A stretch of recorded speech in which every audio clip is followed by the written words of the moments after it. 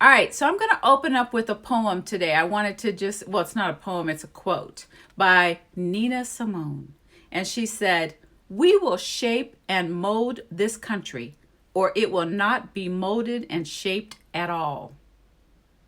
Okay, so I'm going to repeat that because it says, and again, this is by Nina Simone. She said, "We will shape and mold this country, or it will not be molded and shaped at all," which means that we have to put a lot of effort into helping to shape how things are going to continue to move forward right now. Hey, Malcolm, good to see you. We're going to talk about, with 4th of July right around the corner, what does that mean to us? How do we feel about that?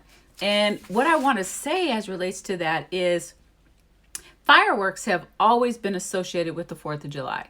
I know as little kids, we couldn't wait to have the fireworks going on, to go see the fireworks. But what about all the fire that is working in our streets right now in America? And how does Black America fit in with the red, white, and blue? How do we come together? How do we navigate that divide right now as it relates to really feeling like an American and that we belong here? We know we belong here. Our grandparents, our great-grandparents, our ancestors, they paid the price. They shed their blood for us. They built this country on their backs. So we belong here just as much as anybody does. But do we fit in? Do we feel accepted? Do we feel that this is also our 4th of July? I'm going to share something else. And we all know that the 4th of July commemorates the Declaration of Independence, going all the way back to 1776. And that the celebration declared that the original 13 American colonies were no longer subordinate to the British monarchy. Subordinate to the British monarchy. But yet over 244 years later, many of us of color, many of us Black Americans still feel subordinate to these people, to this leadership as it relates to America. How do we change that? I want to hear from everybody right now. So kind of let me know, how are you feeling right now about 4th of July with everything going on, with all of the actions and all of even still some of the protesting that's going on? Because I heard something yesterday on the news that actually kind of bothered me. And I heard a white gentleman, and I'm not, racist or prejudiced or any of that about color because, who am I? I'm actually mixed. I have it in both of my families. So, I'm just sharing that I heard a white gentleman say that he was tired of hearing about all this. He's like, okay, already, we done heard enough about all of this. Excuse me. We're talking about over 400 years of history here. I want to hear about this. So I hear that Marquetta saying that she feels like it's a bad word, the 4th. Okay. All right. I understand that. A lot of people are having a little disdain. I understand. Hey, Portia, good to see you. Thanks for joining us. We're talking a little bit today about what does 4th of July mean to you? What's happening right now in this country as it relates to the 4th of July coming? And what kind of feelings is it kind of revving up inside of you? Ed, I see that you're not celebrating it. Already did the Juneteenth. I've been hearing that too, where people are saying that Juneteenth was our day and that we celebrated it. Jasmine is saying, I don't see myself having pride as I used to. Juneteenth this year was my celebration. Rhonda said, of course he is. Doesn't understand it. Hello, Mr. Greg Scott. I see you that you've joined us, Mr. G. Thank you so much for being here. And you know what? I've been hearing a lot of Black Americans say that they really felt pride, as it relates to our history, because Juneteenth was about our history too, right here in America, because it was about when we received the information in Texas about the Emancipation Proclamation and understanding our freedom. But I also want to say we are Americans, so don't let anybody take that away from you as it relates to what is your right and what is your privilege. So, okay, I think that's Malcolm. He said never really felt connected to the 4th of July and that it's just, I guess, another day. So, hey, Brandon, good to see you. So nice to see you. Thanks for joining. For those of you that just joined, what we're kind of talking about right now is we're sharing what does 4th of July mean to you right now. And we talked about a little bit of its history in the beginning and about how it was about celebrating that the original 13 colonies here in America were no longer subordinate to the British monarchy. But yet, over 244 years later, after 1776, a lot of Black Americans and people of color still feel subordinate. So we'd love to hear from you as relates to how you feel about that. So Portia, I see that you're saying we are not celebrating the 4th. I really never celebrated it anyways. Rhonda saying, I always celebrated Juneteenth. I'm glad more Black people are doing it as well. I agree.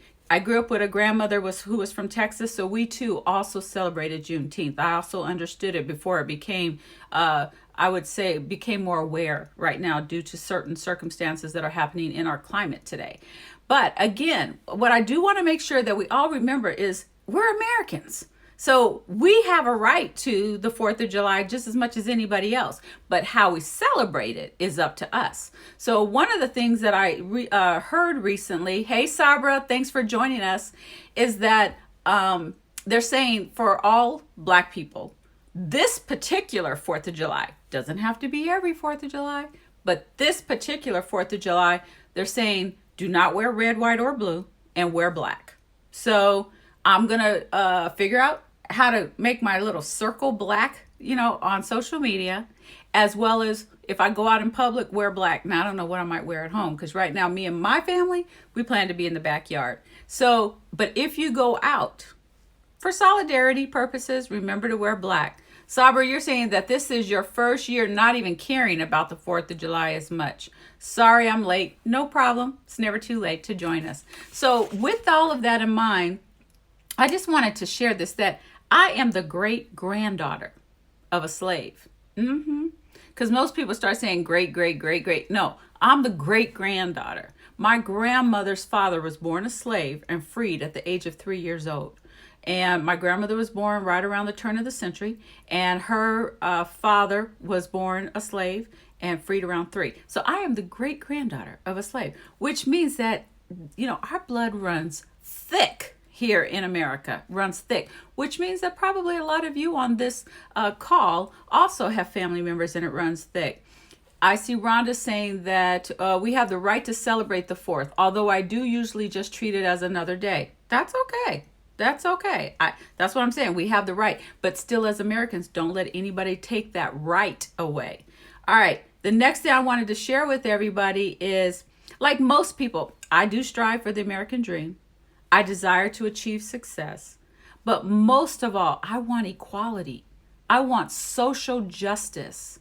And so one of the questions I want to ask is, how do we really continue to keep that movement going and that fight going during this time when, we're supposed to be very patriotic? And what does that mean? How do we make that happen? Marquetta, I think that you're saying you have a completely different mindset from being a veteran. Yep. It's so good to hear that we have a veteran on the line that can share that from that perspective, and feeling pride on the 4th to now feeling disgusted. I understand. Hey, Bianca, good to see you. Yeah. So, and Rhonda's responding to you, Marquetta, that she's really sorry and saddened for you, because I know that you went through a lot in the military and you served your country and took care of us. So first of all, I want to say thank you for your service and thank you for sharing. What does this 4th mean to you right now as it relates to what we're going through COVID, what we're going through the movement? I'm just calling it the movement, and we cannot let the movement die. I don't care who's tired of hearing about it. It's too bad. We're going to keep talking about it. Jasmine is saying we have to keep talking about it. Yes, talk to educational posts on social media and keep the conversation going, which is part of what I'm trying to do on Wisdom Wednesdays with Coach Wendy. Now, let me just say this. I believe that we have to set new standards and continue to hold each other accountable so that this discussion doesn't die. We have to keep it on our lips and on our mouths and in the ears of everybody around us.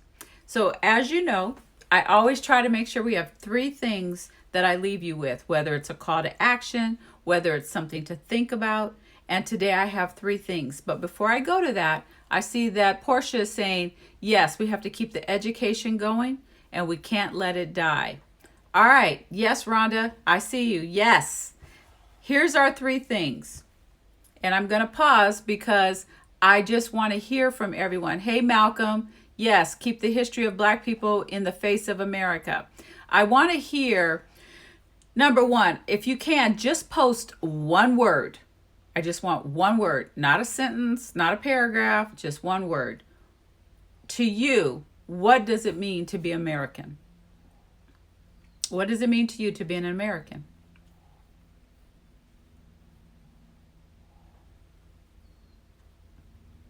Bianca, let me hear from you. Mr. G, let me hear from you. Just kind of want to hear a couple of comments of just what does it mean to you to be an American today? Vote. Thanks, Ed. Great word. Thanks, Bianca. Blessed. Because even though we are going through a lot of things here in our country, it's still a blessing to be an American. Privileged, Rhonda. Yes. Yes. Privileged. Bless. Vote. Yes. Come on. Let me hear some more. Just one word. Just kind of want to hear. Freedom. Thank you, Mr. G. Yes. Portia, rights. Yes. Awesome. Okay. Now we're going to go to our second call to action or question. Yes, Sabra, rich. Freedom. When you go to the other countries, that's when I see how blessed we have it here. That's correct, Bianca. Okay. Now I want to ask number two. And many of you have kind of commented on this already, and this may take more than one word, but we'll keep it short. How do you plan to celebrate or make sure that you are heard this 4th of July?